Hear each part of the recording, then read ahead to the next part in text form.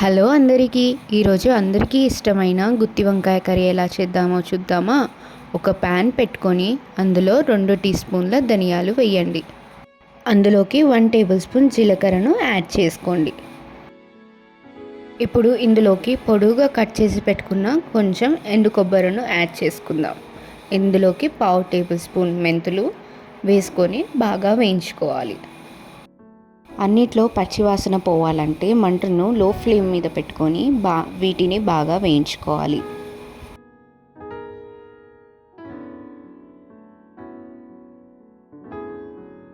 వీటిలోనే గరం మసాలా కోసం మనం 2 యాలకులు, 4 లవంగాలు, ఒక చిన్న పట్టా వేసుకొని వేయించుకుందాం.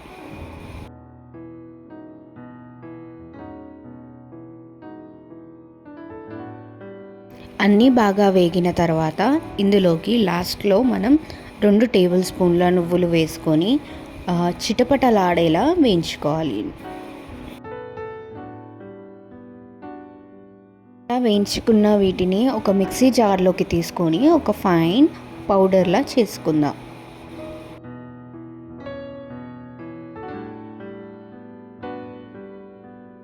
ఇప్పుడు అదే ప్యాన్లోకి ఒక టేబుల్ స్పూన్ ఆయిల్ యాడ్ చేసి మనం ముందుగా కట్ చేసి పెట్టుకున్న ఒక 2 మీడియం సైజ్ ఉల్లిపాయలను వేసుకొని వేయించుకుందాం.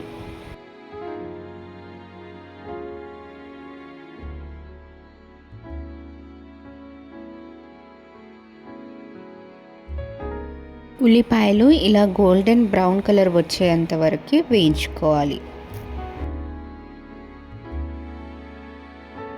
ఇలా వేయించుకున్న ఉల్లిపాయలను మనం ముందుగా మిక్సీ పట్టుకున్న పౌడర్లోకి వేసుకోవాలి. ఇందులోనే మనం ఒక టేబుల్ స్పూన్ కారం, తగినంత ఉప్పు, ఒక చిటికెడు పసుపు, 1/2 టేబుల్ స్పూన్ అల్లం వెల్లుల్లి పేస్ట్ మరియు మంచిగా కడిగి నానబెట్టుకున్న ఒక చిన్న నిమ్మకాయ సైజ్ అంతా చింతపండును కూడా వేసుకుందాం. ఇప్పుడు దీన్ని ఫైన్గా పేస్ట్ చేసుకుందాం. వంకాయలను చిన్న సైజులో ఉన్న వంకాయలు అయితే గుత్తి వంకాయకి చాలా బాగుంటాయి. ఇలా 4 కాట్లు పెట్టుకొని వాటి మధ్యలో మనం చేసుకున్న మిశ్రమాన్ని ఇలా వీడియోలో చూపిస్తున్న విధానంలో మనం స్టఫింగ్ చేసుకోవాలి. ఇలా ప్రతి వంకాయలో స్టఫ్ చేసుకొని మనం పక్కకు ఉంచుకుందాం. ఇప్పుడు ఒక ప్యాన్ పెట్టుకొని అందులోకి 4 టేబుల్ స్పూన్స్ ఆయిల్ వేసుకొని దాంట్లో 1/2 టేబుల్ స్పూన్ జీలకర్ర మరియు కరివేపాకు వేసుకొని వేయించుకుందాం. ఇప్పుడు మనం ముందుగా స్టఫ్ చేసి పెట్టుకున్న వంకాయలను మెల్లిగా ఒకటిగా ఈ ఆయిల్లోకి వేసుకుందాం. ఆయిల్లోకి వేసుకున్న తర్వాత దీనికి మూత పెట్టుకోండి. ఒక 5 నిమిషాల తర్వాత మూత తెరిచి మళ్ళీ బాగా కలుపుకోండి.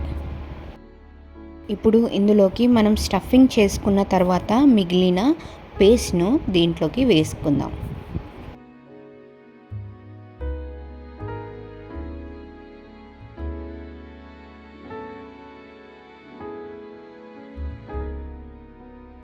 ఇలా మిగిలిన మిశ్రమాన్ని అందులోకి వేసుకొని బాగా కలుపుకొని ఇంకొక 5 నిమిషాల పాటు మూత పెట్టుకుందాం.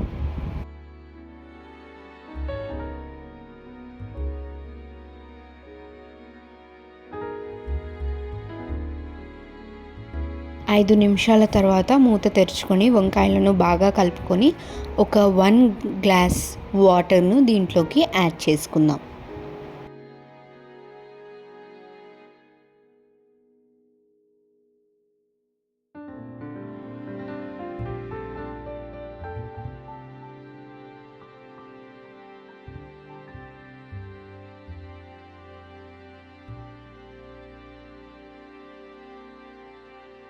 ఇప్పుడు మరో 10 నిమిషాల పాటు మూత పెట్టుకొని కూరను బాగా ఉడికించుకుందాం.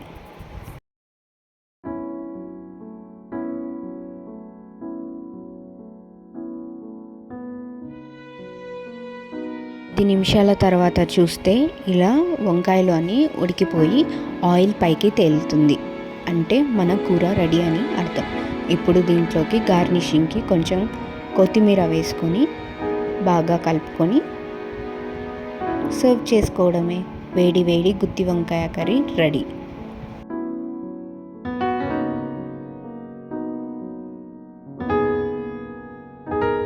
కార్తీక మాసంలో శ్రావణ మాసంలో నాన్ వెజ్ తినని వాళ్ళు ఇలా సండేస్ స్పెషల్గా గుత్తి వంకాయ చేసుకొని వేడి వేడి అన్నంలో అప్పడం నంచుకొని తింటే చాలా బాగుంటుంది. నాన్ వెజ్ కూడా పనికిరాదు. ఇలాంటి వీడియోస్ కోసం please subscribe to my channel, like and share. Thank you.